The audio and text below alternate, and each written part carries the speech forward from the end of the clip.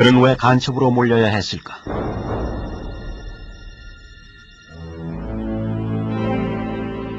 그는 우리나라 초기 공산주의 운동의 선구자였다.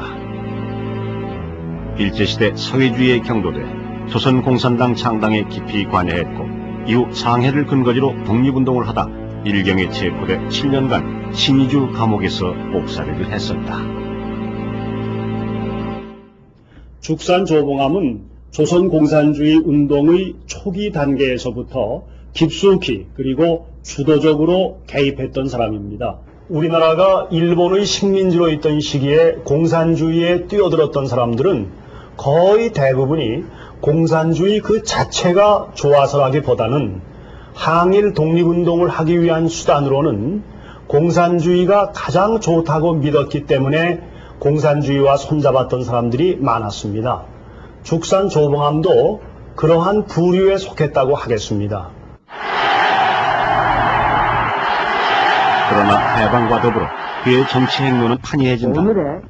공산주의를 공개 비판하며 좌익과 결별하고 남한의 정치가로 변신한 것이다.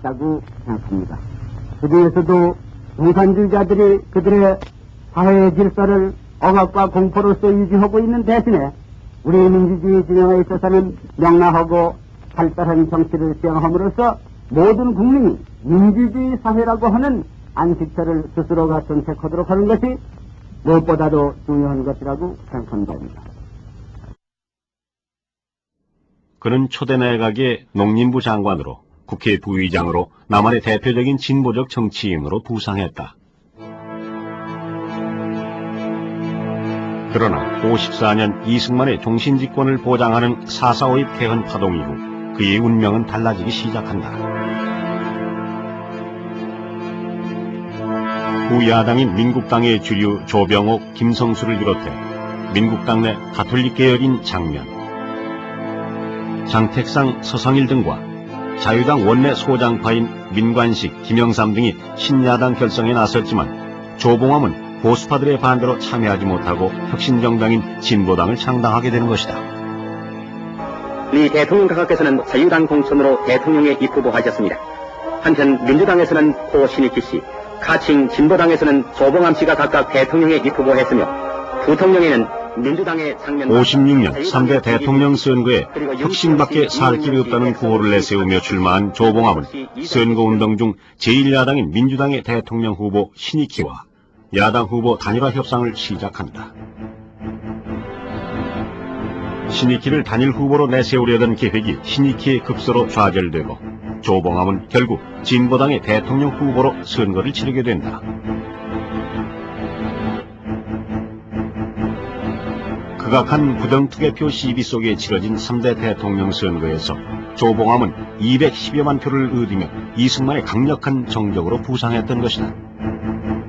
세계 여론이 죽산은 투표에는 이기고 개표에는 졌다, 이런 얘기를 했던 간에 세계 각국 언론들이 거의 다 그랬습니다. 뉴욕타임스에도 그런 식으로 나왔고, 그러니까는 이 이승만 박사가 죽산을 정치적으로 엄청나게 경계하지 않을 수가 없었죠.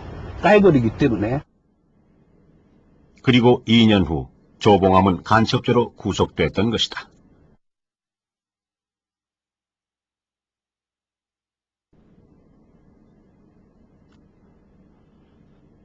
59년 2월 27일 한겨울의 날씨에도 마지막 판결을 지켜보려는 방청객들이 줄을 서서 입장을 기다리는 가운데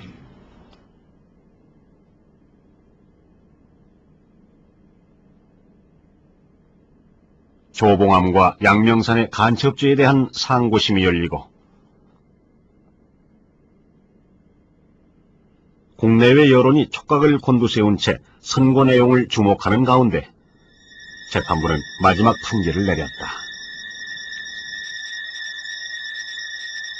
피고 양명선이 주장하는 허위 자백의 동기는 극히 유치미약하고 합리성이 없을 뿐 아니라 피고 조봉암은 대한민국을 별난할 목적으로 진보당을 구성하여 수개인 위원장으로 취임한 사실을 충분히 인정할 수 있고 양명선으로부터 북한의 자금을 수수한 사실을 인정할 수 있으므로 피고 조봉암과 양명선에게 사형을 선고한다.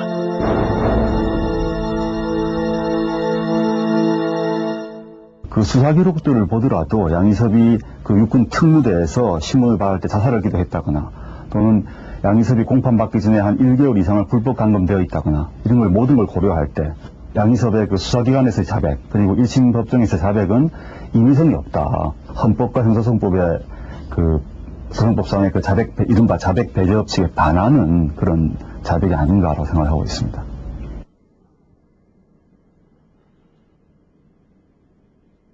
그렇게 사형을 선고받고 죽사는 서대문 형무소 2사 사항 15방에서 5개월을 보냈다. 근데 이건 직구통 밥 주는 이미 환갑을 맞은 나이, 사형 언도 후 그는 결코 자신을 위해 구명운동을 하지 말라고 당부했다고 한다. 여기가 짧은 얘기거든요. 근데 하여튼간에 축산 선생은 이렇게 항상 보면은 꼭 그 가운데 정주하고 앉아 있어요. 그래가지고 꼭 책을 보시는데 그 한문 고소를 많이 보셨습니다. 고소. 사형언도를 당하고도 바로 그 고소를 보시는데 참 저는 감명을 많이 받았어요. 사형수가 된 대통령 후보 조봉암. 그는 그렇게 자신이 맞이할 죽음을 준비하고 있었다.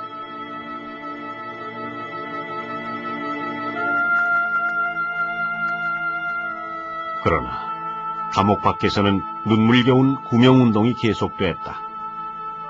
그의 딸 조호정 씨는 이승만 대통령을 비롯해 이기붕 부통령, 홍진기 내무장관 등 정부 여로에 장문의 탄원서를 보내며 아버지의 억울한 죽음을 막아보려 했다.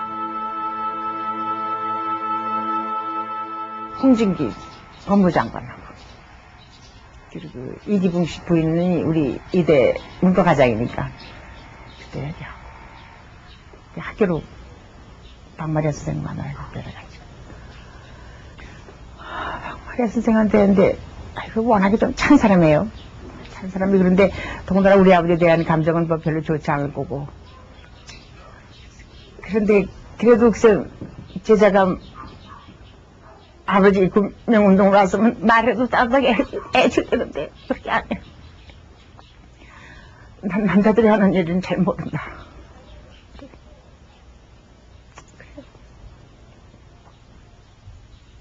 그래. 정치적인 얘기는 잘 모른다 그런 얘기하죠. 내가 무슨 거들을 일은 아니다 그런 뜻으로 얘기하는 거죠. 거들대고 뭐라고 얘기해요.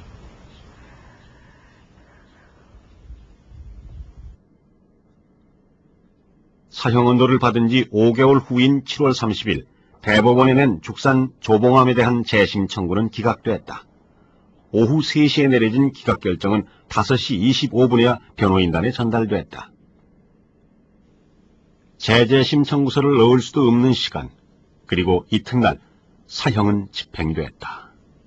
재심 청구 기각을 했으면 그 서로 다 변호인은 다 송달을 하고 거기에 대해서 또 재심 청구 이유가 없어서 기각했다면 다시 또 누락된 거 가지고 다시 또 청구할 수도 있는 거 아닙니까? 그러니까 그런 기회를 전부 다 박탈한 거죠. 그 죽은 사람 입장에서는 최대한의 죽을 때까지 말할 수 있는 권리를 줘야죠. 그런 보통 통상의 살인범의 경우에 있어서도 사형 집행을 6개월이나 3년까지 미루고 있는데 이런 아주 그 정치적으로나 뭐 사회적으로나 아주 중요한 그런 사건에 있어서 사형 집행을 확정 판결 나고 바로 다음 날에 집행한다는 것은 이건 참 법적으로 법률 자체의 그런 규정이 사형 집행을 언제까지 연기해야 된다 그런 내용이 없다 할지라도 이건 기본적인 헌법 정신이나 법의 정신에 어긋난 행동이 아니었는가.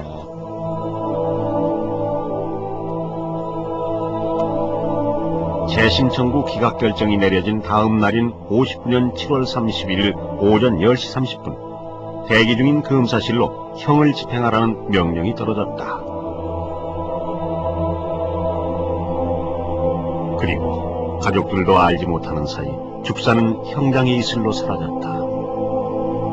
그러니까 그날 오빠하고 같이 면허를 갔는데 아버지 몸이 불편하시니까 면허를 안 나갔다 그러시더래요. 그러다가 간수 부장이 그래요. 그래서 설마 그러니.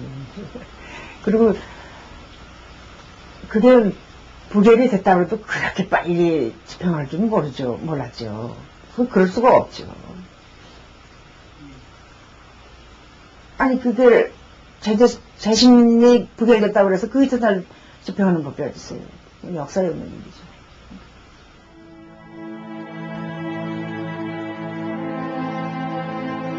이곳에서 죽사는 마지막 말을 남겼다.